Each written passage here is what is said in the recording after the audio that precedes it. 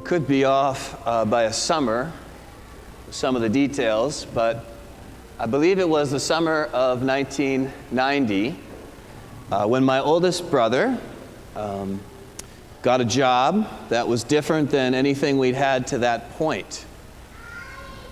It was, well, first of all, the expectation in our home is that we'd have a summer job and that we'd be preparing to help ourselves go through college, you know. And so my brother, probably, I don't know what was going on in him, tired of scooping ice cream, tired of pushing carts, he found an opportunity to go to South Carolina. Maybe he just needed to get away from our full house, huh? And he was going to be selling encyclopedias. Can you imagine how far we've come? He's going to be selling encyclopedias door to door. And certainly the draw was the earning potential. And there's probably something in our heart that says, that seems an easier way to make a lot more money. So I totally respect it. And even as a self-concerned adolescent at that point in my life, I remember in the days before he was leaving, I felt for him this sense of foreboding and dread. Like, you're going to a place you've never been, away from your comfort zone and support, and you're going to go door to door, closed doors, mind you, knock on them to people behind them, and try to sell them encyclopedias. I felt this dread, so much so that 2 weeks later when he came back home,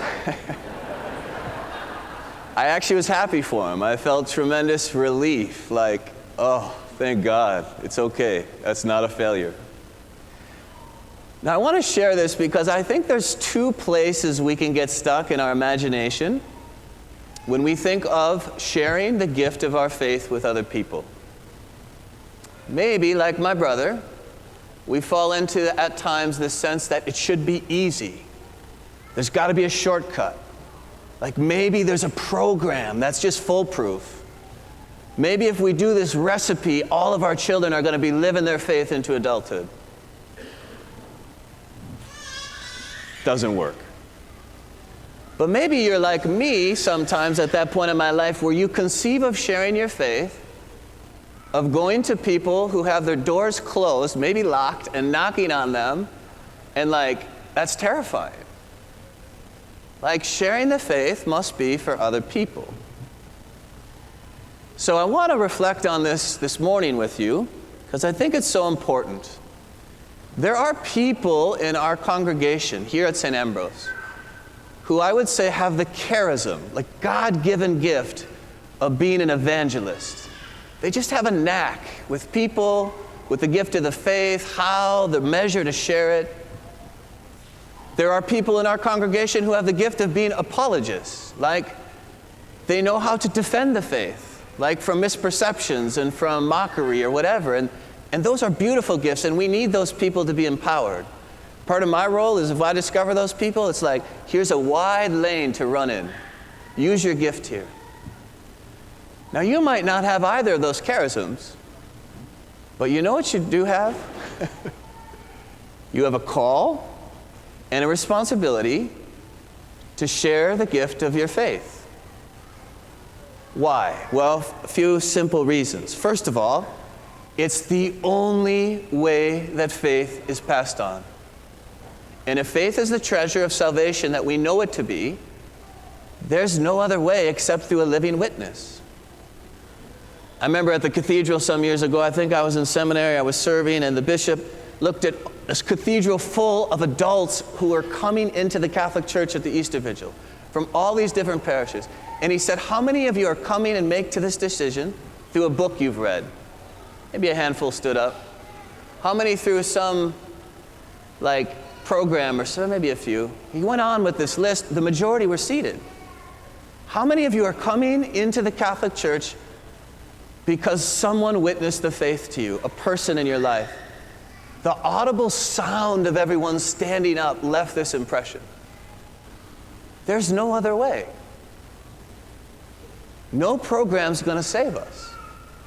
We might wish it was easier, but this is the way it is. Secondly, why do you have to share your faith? Because you are uniquely positioned in your life, like no one else, to touch certain people. Certainly for parents, your children, but think of the network of relationships in work and neighborhood and friendships. People that I might never encounter, but you do. You have a relationship with them. And then thirdly, and this is important, like why do you have to share your faith? You know what the church has always believed by experience? Your own faith is at stake. In other words, your faith is only strengthened when you witness to it and share it. Otherwise, it just atrophies.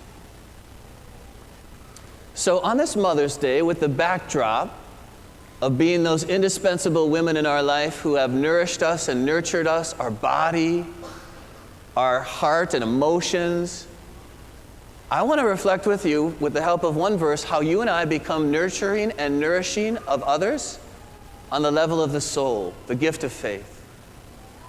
And here's the verse from our second reading. I can't tell you how much this verse has blessed me in my life. Beloved, sanctify Christ as Lord in your hearts. Always be ready to give an explanation to anyone who asks you for a reason for your hope. And do it with gentleness and reverence. So I'm going to make a few points. First of all, what are we talking about here? We are not talking about perfectionism. Like, only if I'm morally perfect, only if I understand my faith completely, can I share it. That's not what's going on here. You've heard me say before that faith is not static. It's dynamic. Like, the only way my faith is growing is if I'm walking, I'm taking steps, I'm following. If I'm learning and growing from Jesus in the present. Can you imagine if I preached to you every Sunday from what I learned 20 years ago in seminary? It would be so stale. That's not what faith is. Faith is like, I'm muddling my way through, and Jesus is with me, and I'm learning in the present, and I'm going to share that with you. So what are we talking about? The first exhortation to share your faith? You've heard me say, just a little momentum. Just a little momentum is all you need. Like, okay, I don't have this all together, but I'm trying. I'm trying to pray. I'm trying to live the virtue. I'm trying to listen to God's word. Sanctify Jesus as Lord in your heart. What does that mean? It means He gets my deepest affection, my deepest loyalty. Like He's my treasure. You know how a woman witnessed to me years ago with my niece and nephew at a Target? I think she was from Ethiopia. She had a beautiful crucifix around her neck. And so we had this connection. My niece and nephew were adopted from Ethiopia, and I just said, that's a beautiful crucifix. And she just touched it with this smile, and she said, oh, Jesus, He's my life and my everything. And her smile and the way she said it was like a current for me for the next 3 weeks. Secondly, always be ready to give an explanation of anyone who asks you. So what are we not talking about here? We are not talking about selling encyclopedias in South Carolina. We're not talking about closed doors. We're talking about being poised, ready, and vigilant for the opportunities. This example may not work for you, but yesterday I was on the freeway driving 75 or whatever I was. And there was a car next to me with a big old dog in the back seat. And the window was down that much, and the dog's nose was just out the window. And I thought, God, that must be a sensation blast for that dog.